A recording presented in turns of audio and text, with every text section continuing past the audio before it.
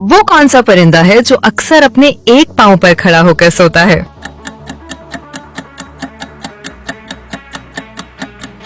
सही जवाब फ्लेमिंगो। अगला सवाल, वो कौन सा परिंदा है जो दुनिया का सबसे बड़ा अंडा देता है?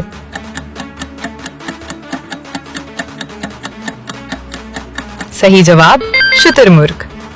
अगला सवाल, कौन सा परिंदा इंसान की आवाज सबसे अच्छी नकल कर सकता है?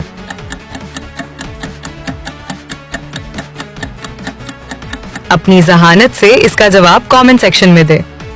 अगला सवाल, कौन सा परिंदा सबसे लंबी परवाज के लिए मशहूर है?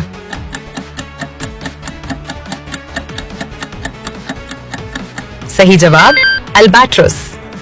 अगला सवाल, कौन सा परिंदा आमतौर पर इंसान के करीब घोंसला बनाता है?